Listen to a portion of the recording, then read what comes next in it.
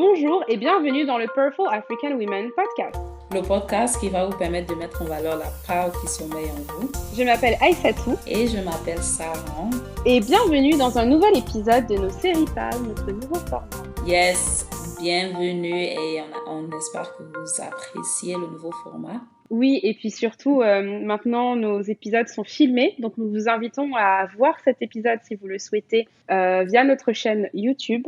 Oui, et c'est en anglais. Et c'est en anglais, c'est très important. Merci, Sarah. Yep. Sarah, comme d'habitude, on va commencer chill, on va commencer doucement. Je vois que tu es en train de boire ton thé. Moi aussi, j'ai ma petite tasse de Ataya là, parce que je suis actuellement, on enregistre cet épisode pendant que je suis au Sénégal. En vacances. Donc, j'ai mon Ataya, exactement en vacances. Yeah. Donc, voilà.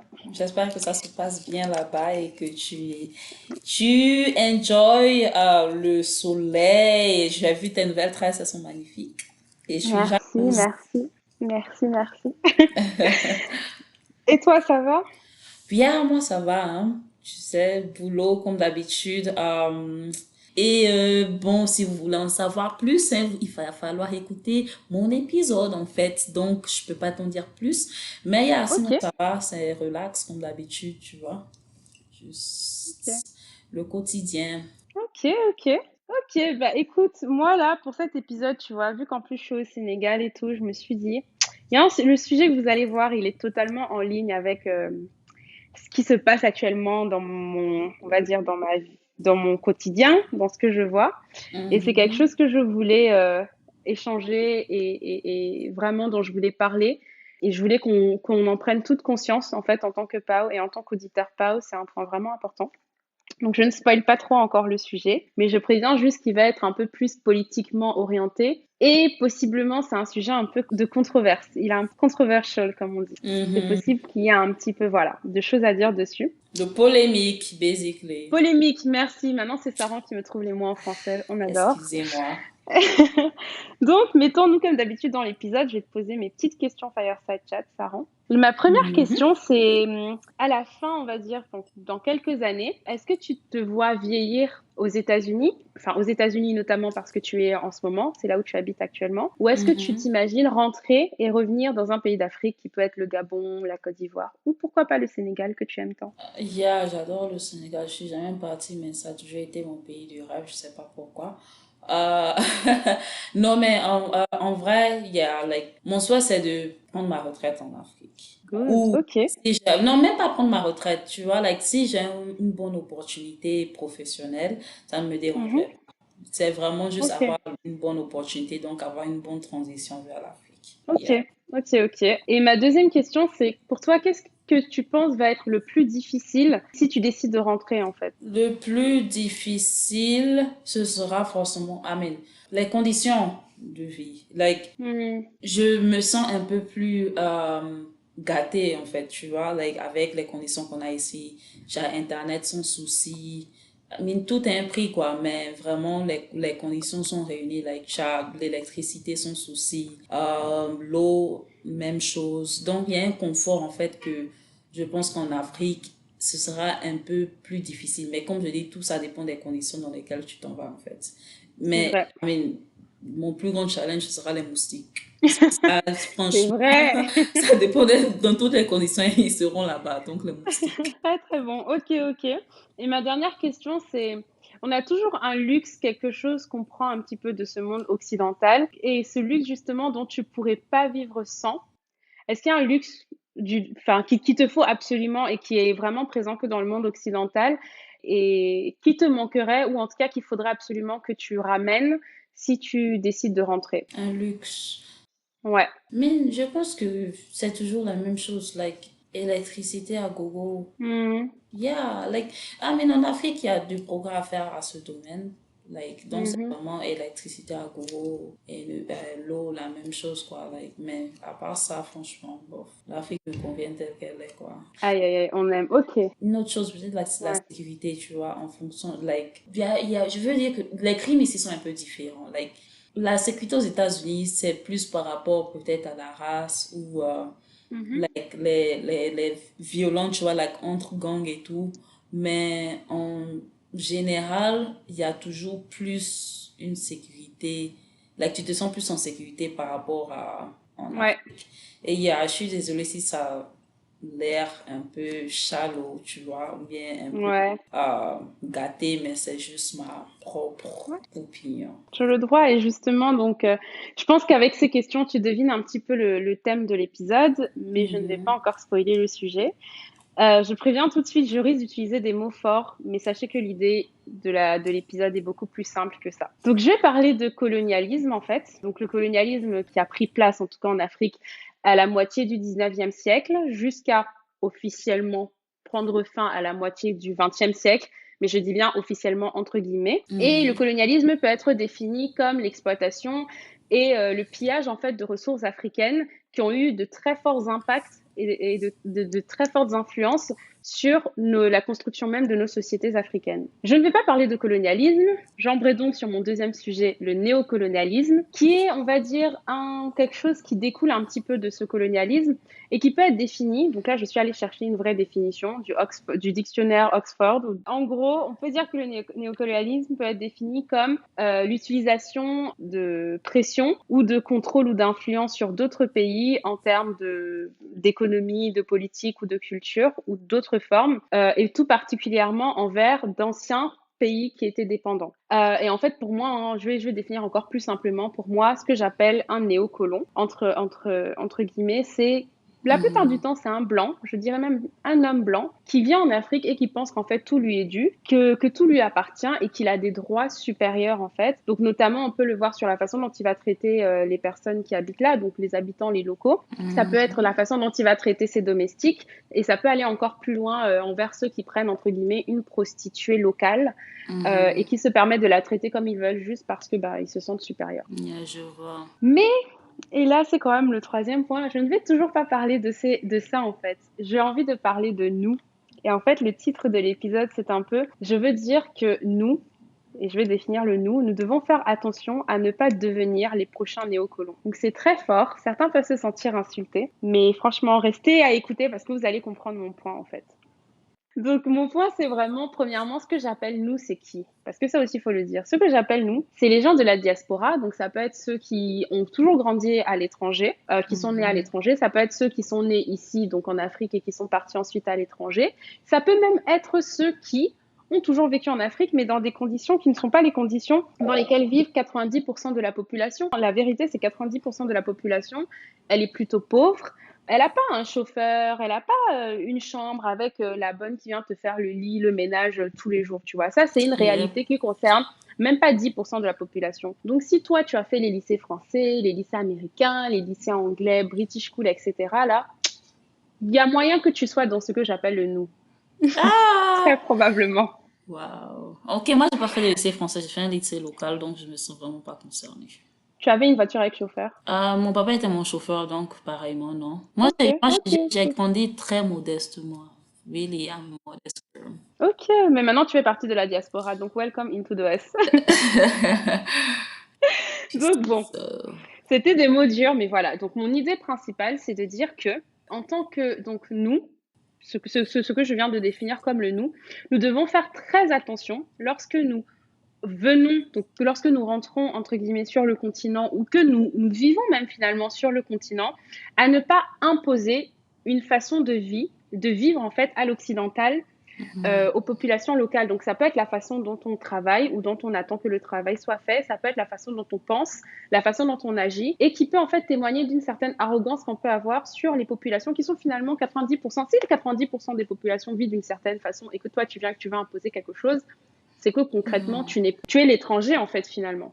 yeah. Et c'est En ça fait, que je veux mettre il en y avant. a le mot-clé que tu as dit, c'est arrogance. Je pense que en anglais, on n'avait pas eu ce mot-là. Donc, c'est ça, parce que j'étais un peu plus. Non, mais en même temps, c'est le mot arrogant vraiment parce que, on a une tendance à, quand on va ou en vacances ou on essaye de se relocaliser en Afrique, d'avoir ces attendus, en fait, tu vois, Mhm. de la société où tu te sens supérieur parce que, oh, tu as fait une bonne école ou bien tu as travaillé dans quel domaine, mais dans des domaines assez spécifiques aux États-Unis ou en Europe. Donc, quand tu transitionnes en Afrique, tu espères, en fait, I guess, des conditions des conditions assez idéal au monde, Mhm. il y a au monde, Identique, il y a identique au identique, monde tu vois, occidental. au monde occidental. C'est juste pas réaliste. C'est juste pas Mhm. réaliste. Mais comme j'avais souligné aussi, c'est que ça, en fait, c'est plus un travail en soi, en fait, que tu dois le faire. Parce que, en tant qu'Africain, I mean, je pense que si tu n'as pas vécu en Afrique, c'est différent. Peut-être, like, tu es né en Europe et, ou bien aux États-Unis, et puis tu essaies de trouver tes sources, c'est différent. Mais si tu as vécu la plus grande partie de ta vie adulte ou bien ta vie adolescente en Afrique et puis tu étudies et tu as un changement de mentalité, c'est vraiment un travail en soi que tu dois faire. Tu dois te poser une question, en fait, que comment l'Occident a pu me changer à ce point. Ouais, il y a un vrai travail sur soi et à faire. Et justement, moi, j'ai un peu identifié les 4 facteurs de risque qui peuvent expliquer justement ce risque d'avoir cette typologie-là de mentalité. Premièrement, elle s'explique pour moi par le fait que le truc, c'est que en tant que nous, donc comme j'ai défini, tu es quelqu'un qui est, on va dire la vérité, tu es déconnecté en fait des réalités du pays. Donc ça, c'est ce que je disais au début. Tu ne sais pas, enfin, là où 90% de la population, elle cherche juste à vivre au jour le jour, genre prévoir assez pour pouvoir survivre le lendemain, ben toi, ça, c'est pas ta réalité, en fait. Donc, tu peux pas tout de suite venir et vouloir imposer quelque chose quand tu ne sais pas ce que vivent, en fait, les gens concrètement. Donc, ça, c'est le premier point. La deuxième chose, c'est que quoi que l'on dise, on a une influence occidentale, en fait. La façon dont on se comporte, nos attentes, etc. Le monde occidental nous influe en fait quoi qu'il en soit. J'ai même envie de parler un petit peu de lavage de cerveau, quoi qu'il en soit. Donc, on a tous à faire en gros un travail aussi pour potentiellement s'en débarrasser ou même l'accepter. Mais en tout cas, savoir que aujourd'hui, la Laïsatou que je suis, elle n'est pas 100% africaine. Il y a une influence occidentale. Et ça, c'est pas grave, mais il faut l'accepter. Donc, et il faut savoir aussi que ce monde occidental-là, il n'est pas parfait en fait. Il y a des déviances, on en a parlé dans la version en anglais, mais notamment le côté individualiste. Ben ça, c'est quelque chose qui est dans le monde occidental, mais c'est pas un idéal en fait. Le monde occidental marche comme ça, mais tu peux pas venir en Afrique et espérer ou vouloir être individualiste et s'attendre à ce que ça marche complètement en fait. Il y a quand Il y même une a, structure sur place, il y a tu une vois. structure sur place et franchement, j'aimerais jamais que cette structure se mette en place. Franchement, moi, j'en ai peur J'en ai peur, mais parce que c'est source de tellement de malheur. je Mm. t'assure, mais comme on a tendance à copier beaucoup de choses des blancs, je pense que ce sera inévitable, mais ça va. C'est un autre topic. Je pense qu'on doit vraiment parler de Ouais, c'est un autre topic topic, tout à fait. individualiste Je là. pense que ce sujet, de toute façon, a plein de mini-topics, mais bon, continuons dans dans le point. Et mon quatrième point aussi, c'est que c'est sur nos attentes. Ok, donc ça, il faut en parler, guys. Le problème, c'est que souvent, en tant que personne étranger, notamment quand tu es à l'étranger, tu as tendance à idéaliser la réalité de ce que pourrait être ta vie en Afrique. C'est-à-dire, quand je dis ça souvent, quand tu es en Europe, je sais pas, tu galères pour plein de choses et tu te dis, ah, mais en Afrique, franchement, si j'étais en Afrique, j'aurais pas autant galéré à prendre le métro, j'aurais eu mon chauffeur, j'aurais eu mon taxi, j'aurais eu telle ou telle chose. Donc tu idéalises un peu ce que pourrait être ta réalité si tu rentrais, entre guillemets, si tu rentrais en Afrique. Sauf que le problème, c'est que tu oublies aussi les choses que tu vas perdre si tu rentres. Tu oublies les problèmes aussi qu'il y a sur place et C'est vrai. il y a d'autres typologies de problèmes qui émanent, mais souvent on a tendance à oublier ça en fait. Il y a, I mean, à ce niveau, ou bien like, en relation à ce que tu viens de dire, le plus souvent, like, nos attentes, c'est plus économique. C'est comme tu as Ouais, eu c'est vrai. tu peux afford, en fait, like, tu peux te permettre un certain truc de vie ici, un certain train de vie ici. Je pense que tu peux faire la même chose là-bas. Et donc, ça, c'est plus économique. Maintenant, le problème que nous, on veut plus souligner, c'est, ou bien que moi, qui m'énerve un peu plus, c'est Préoccupe, ouais. mental en fait. Tu Oui, vois, il y a les expectations ou bien les attentes que tu as de la société ou bien de la société juste parce que bon, c'est vrai. voilà, like, tu as une différente vue maintenant de ce que l'Afrique doit être et tout, et donc Mhm. tu deviens plus un fléau que Oui. un atout. Exactement. Et c'est vrai que oui, il y a un vrai travail sur nous personnel. Et j'ai l'exemple d'une amie qui, elle, du coup, elle a quitté la France, elle était en France, et elle a trouvé un job en Afrique, au Sénégal. Donc elle est guinéenne. Donc hello Saran, c'est une de Hi! tes sœurs, ça. Et Yeah. Et du coup, elle avait trop hâte de venir au Sénégal. Et là, en fait, quand je lui ai reparlé, ça faisait 6 mois qu'elle avait fait à Dakar. Elle m'a dit, franchement, je suis trop déçue et tout. Et en fait, en parlant, je me suis rendu compte que c'est parce qu'elle avait tellement d'attentes. Je pense notamment, ça, j'en ai pas parlé, mais à tous ceux, tu sais, qui regardent nos séries sénégalaises, la maîtresse d'un homme marié, qui te disent, ah, mais moi, j'ai trop envie de rentrer à Dakar parce qu'ils voient certaines choses, etc. Ils ont des attentes, ils voient un mode de vie à la sénégalaise, mais encore Les une fois, c'est réalités, idéalisé, en fait. les réalités sont vraiment différentes en fait.